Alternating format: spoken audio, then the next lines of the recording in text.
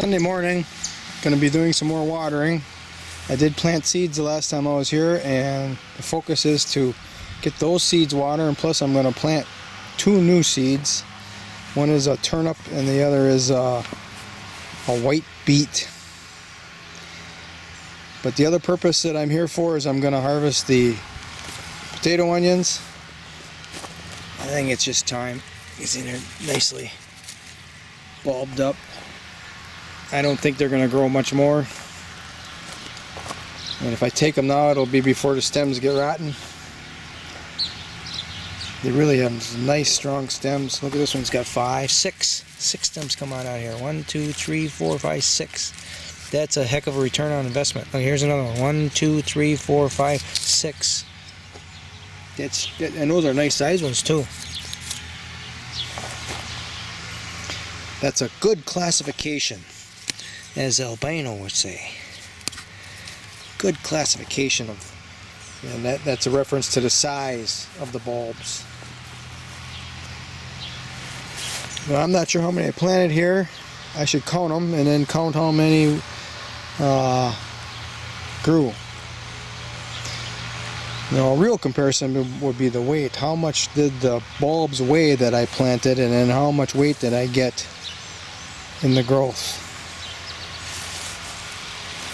So I know when I come through here as well, when I pull these out, there'll be a depression here, a void, and that's where I'm going to plant the seeds, and I'm going to plant them every other. So it'll be turnips and beets. I've already planted radishes here. So below every single one of these higher of the staggered plantings here, higher up the mound, away from the side up the mound, I planted the radishes. And now I'm going to do beets and turnips. I'm going to count them here. I counted them once before, one of my earlier videos. I probably told you. 1, 2, 3, 4, 5, 6, 9, 30, 31. It looks like there's some missing.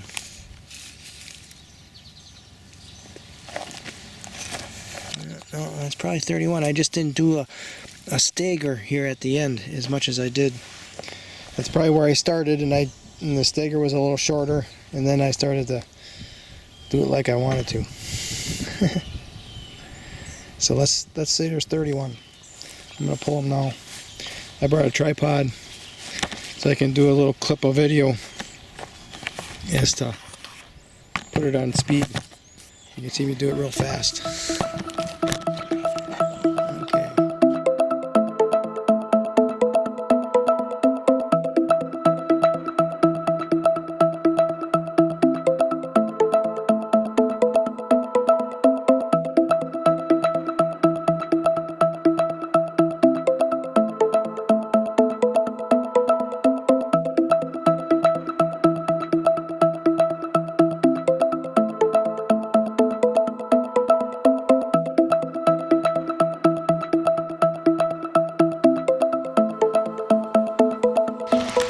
I grew 123.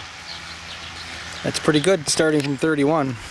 Now see, now the idea is I'm going to save the 31 to replant, and all the rest is the surplus that I can eat. This plant here I didn't spoon out, so the soil was tighter around it and they stayed smaller. So I learned that on one of the YouTube channels, where if you spoon out around regular onions, just regular onions that you planted from a seed, that the onion doesn't like being pressed in by the soil, so you spooned all the soil away from it, and now it could grow its bulb bigger. So I do experimenting that with these potato onions and shallots now to find out how that works, and it definitely works. Because this one I didn't spoon out, or at least I didn't do it well enough, and then all the rest of them are all just beautiful size. And then there's some that are too bigger, and we'll get to that. Too big. And what I'm trying to do is replant the medium-sized ones, because I think there's 4 to 5 eyes in the medium ones, whereas there could be 10. I've already had them as much as I think 12. 12, like these bigger bulbs here, they might have as many as 12 eyes in there. Well, now, 12 bulbs are trying to grow out of the same rooting area. Excuse me. I want to eat the big ones. And then I want to save the medium ones because I think there's 4 or 5 eyes in there. And that's my goal, is to get medium-sized onions and grow 4 or 5 per bulb. So here's a perfect example here. That's 5. That's what I want. And here's another 2. They're a little larger. 3. They're a little larger. I mean, there is a lot of variability in here, so it isn't all just totally standard. But here's 3 and then 1 real large one. But there still might only be 4 eyes in here or 5 eyes in here, and that's what I want. So here's another perfect example. Get 5 out of it. 5. 5. Oh, that one's got 6.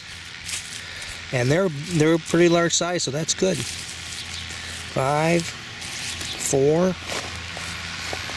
Here's a 3. Here's a 5. Oh, I like that 5. I just like those. Here's one that probably was a large bulb. And it had more eyes in it. So there's 3, 4, 5, 6, 7, 8. There's 9 onions here, and you see how they're smaller. Now, if I replant those smaller ones, there's probably only 2 or 3 eyes in it. So it'll be 2 or 3 sprouts. And then we'll grow the bigger bulbs again. I'm kind of toying with the idea of replanting the smallest ones with the idea that I just want to grow some larger onions to eat. I don't save any of those, I'm just growing those to eat. Then the medium-sized ones, I take the choice ones that are medium and replant those. The last one had 6. 2, 4, 6. And one was pretty small. Alright, again, these are called potato onions. They are reportedly, or I've read, and how am I supposed to know? I just read this stuff, that this is the original onion. All other onions come from this potato onion. And the way it grows so readily, so easily, no pests, no diseases, no predators, I can believe it. You know, back in the age of our ancestors, they had to deal with all this stuff always on a constant basis, and they were directly connected to the land, and they had to succeed every year. The pressure was to succeed all the time. And this was one of those crops that helped them to succeed.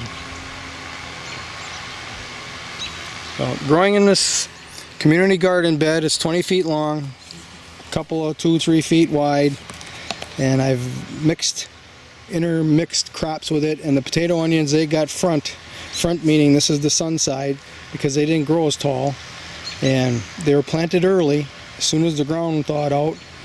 And well, I think I was a little late on this particular planting because I had to get the weeds out first. But they did their photosynthesis way before even these beets and carrots and everything else that got planted in here started to leaf out. And the only thing they had left to do was make their bulbs.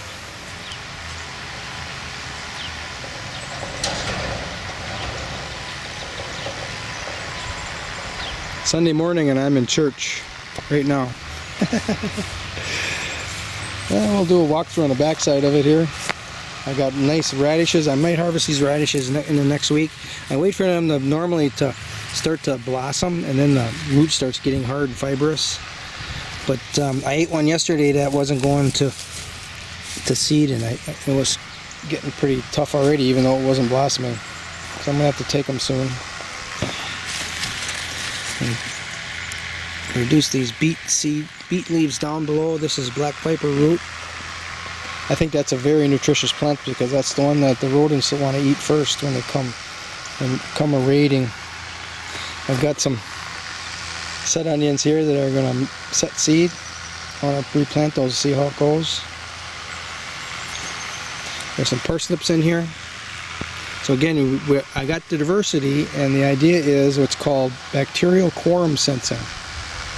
And when the bacteria senses 8 or more different plants growing together, then they begin to produce humic fibers. They actually have a relationship with all these plants. The plants feed them sugars, and they feed the plants the nutrients they need. And they want those plants to have a real good environment to live. That's why they make the humic fibers. And this is dill. Got some peppers in here. There's a globe artichoke. I've never really grown those in the past, so I'm kind of doing it as an experiment. See how it goes.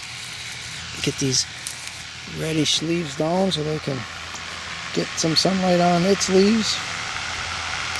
These are set onions, and I'm propping them up and hopefully I'm trying to get them to live long enough to make a bigger bulb. And it's kind of working, I think. The longer they live, the more of the bulb they make, right?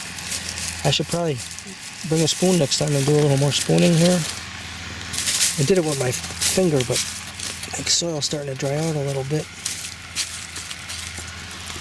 Well, that's the one that's going to seed, so that's probably not going to grow anymore. It's putting its energy to seed. Look at this one. This is going to be a really nice bulb. Don't get the stuff away from it. We can get a video of it. The set onions, that's huge. At least for me. Normally you kind of eat them as scallions. You know, they'll bulb a little bit. Peppers are finally getting going. And I think that's mostly a function of harvesting the radishes around them and reducing the shade factor. I gotta do some weeding. Always weed, always pull weeds. Sometimes it's like tomatoes. There's tomatoes here growing that from tomatoes that were laying on the ground here from the previous user of this bed.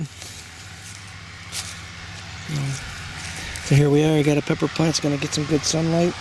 It's going to start growing, make me a pepper crop. And here we have fennel. These nice, luscious, soft leaves. I've been eating a lot of fennel this year, way more than normal. Got a package of seeds in the mail and I tried it out. That's how it goes. So here I can see there's a grass plant growing in here. There it is, right here. I'm gonna get that out of there. Now all these weeds also contribute to bacterial quorum sensing, I am certain. And it normally happens in the beginning when everything is just bursting forth, and then afterwards it stops. So the weeds are contributing to the diversity, and then I have to pull the weeds because they will shade out the other plants. The last time I was here, the lady next to me, she was here, and oh, nature is so hard, and the weeds keep coming up. And I said, well, you got to keep pulling. Just keep pulling. That's all you got to do. And you can see how I'm growing so much food in this little spot that you don't have to really do that much. This really isn't that tough.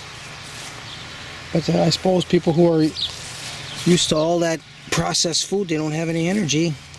You know, their workplace is getting all the energy out of them. They come home, they're exhausted because they're not eating good food. So this is like what comes first, the chicken or the egg thing, right? You're not eating good food because you're not growing any food. Well, if you start growing food, you'll start eating better food and feeling better. But because you don't feel that good, you can't do it. And the carrots are starting to really take off here too. Soon I'll be having carrots to eat. Lots and lots of carrots. I mean, I eat carrots now. I have plenty of little baby ones, but soon I'm going to have lots. I'm going to have to thin some of these out, actually. But I got enough to do today. We have onions to cart home. And I'm going to plant those seeds and water them in, and I'm out of here. Here are the 2 seeds I'm planting. I've never tried these. That's an experiment, but they will ripen plenty of time before the frost starts to, and they'll take a frost. So I have until about November, then the hard frost start, and it'll probably start having problems. That is the best beet I've ever ate right there.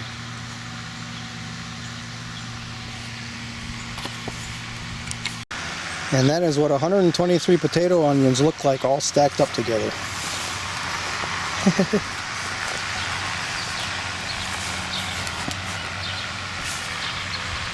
Even the green part is edible, but I want to leave them on, and I hang them in a shed out of the sun.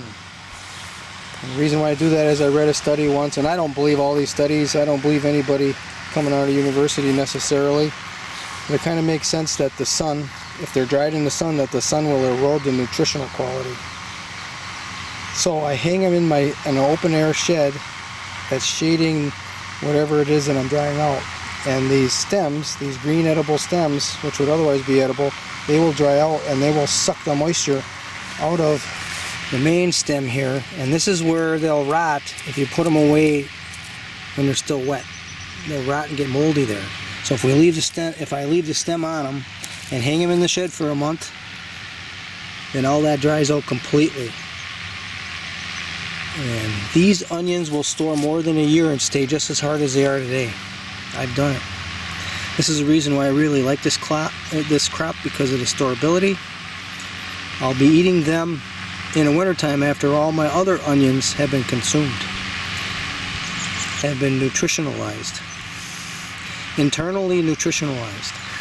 There's another good one. And then I actually save these in the house, in the basement now, and my basement is like in the 60-degree temperature range, and they stay hard as a rock even in that temperature.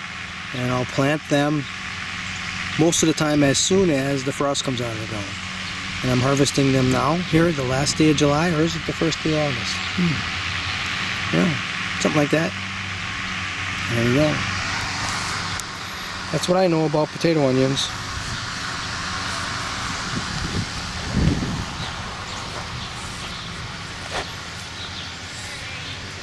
There's a picture right there. Alright, hanging in the shed. Starts here. They're about clumps of 10. One here, there's one up here, here's another. So they're mixed in with some of this garlic I've had drying that I recently hung up. And they're going to do their thing right here. And I got open concept here. Eventually I'm going to put screening here when I put the chicken coop in, but until then, it is what it is. It's framed through the door.